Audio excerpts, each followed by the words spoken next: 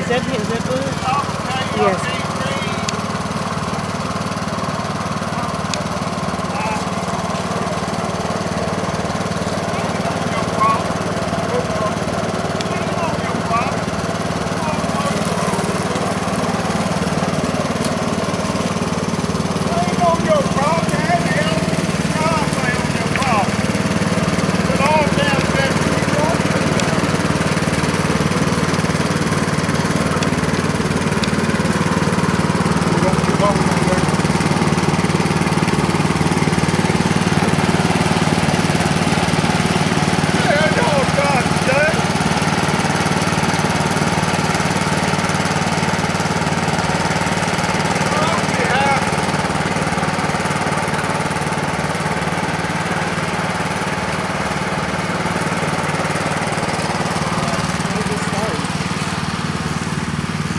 Read.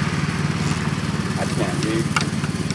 You might as well go ahead and call the police. Call him. Go ahead and call him. He's harassing us again. He said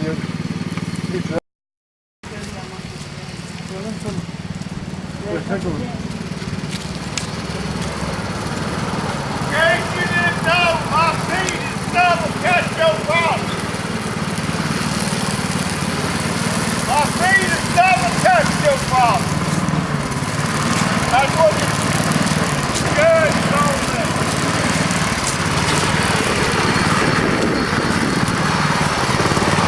Get what the hell are you trying to do? You love that, don't you? You love it, don't you?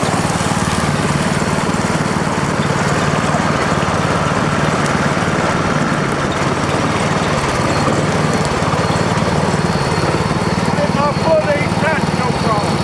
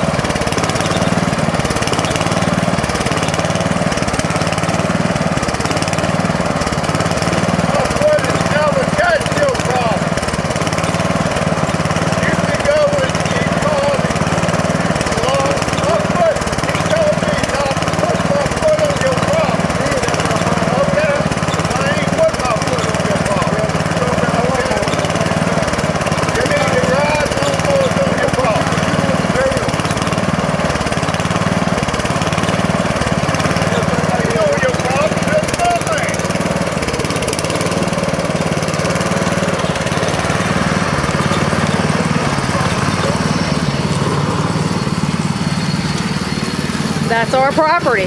He's gonna mow over our things. He's mowing over our property. That's our property.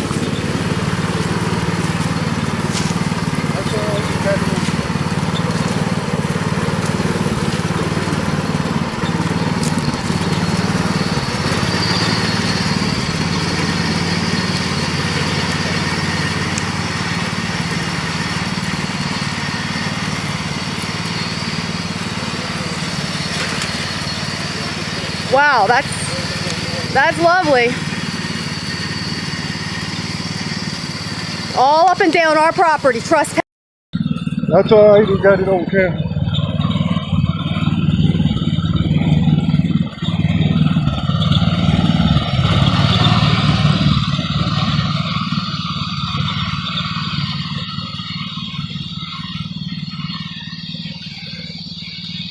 All right, he's on our property now. He just hit our stick, damaged our property.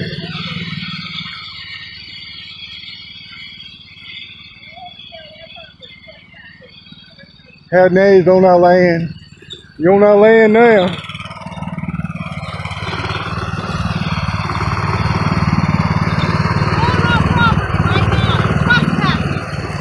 And get him for trespassing too. Yeah, get him for trespassing.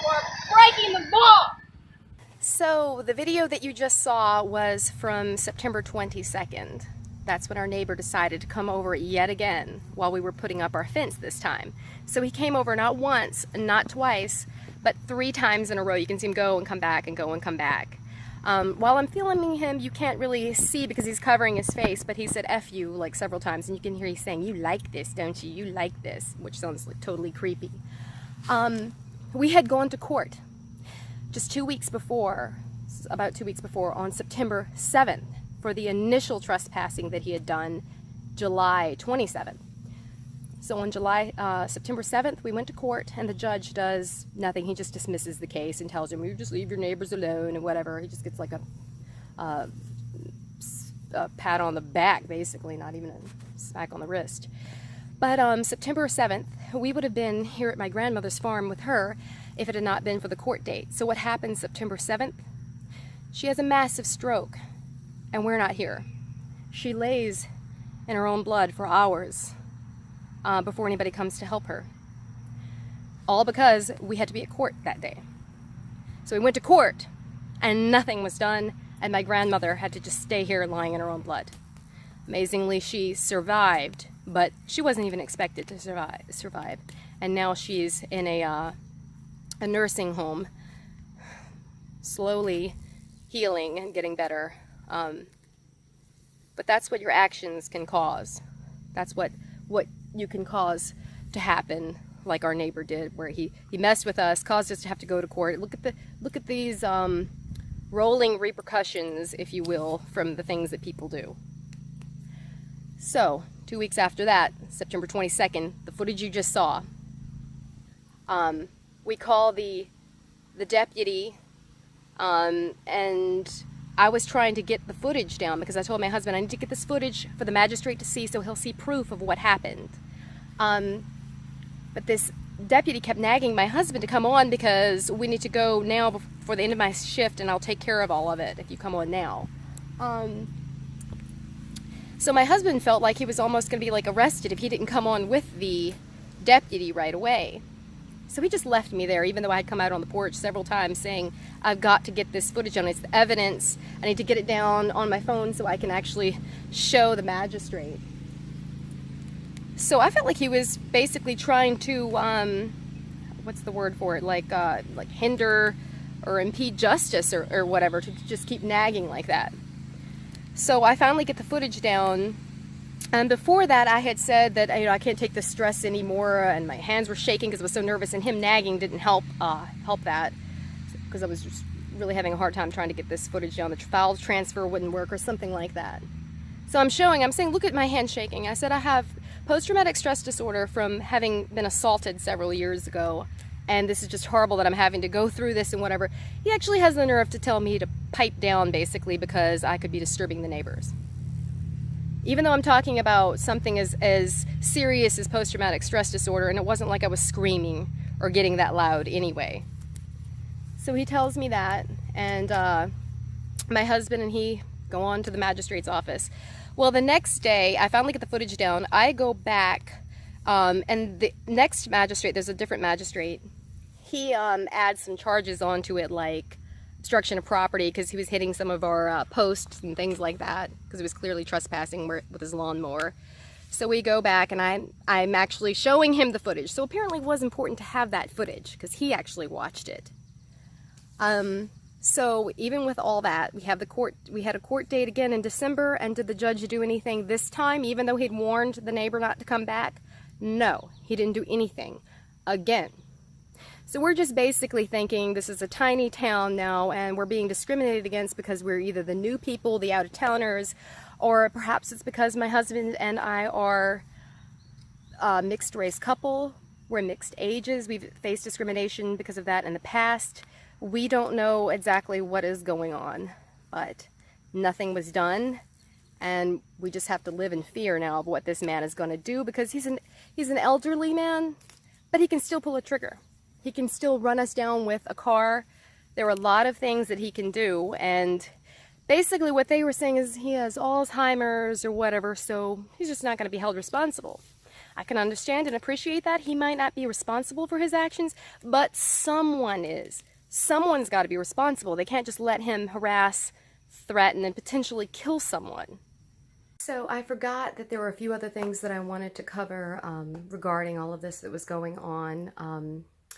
One reason why we also think that we may be being treated unfairly is because we found out that our neighbor's wife, the one who trespassed and all that, his wife worked as a dispatcher for the sheriff's department for many years. And so they seemed to be very good friends, because when one deputy came up after we had called the sheriff's department because of the trespassing and all that, our neighbor came out and was like, "Hey, so-and-so," just like they totally know each other and they're going to take care of each other, I guess.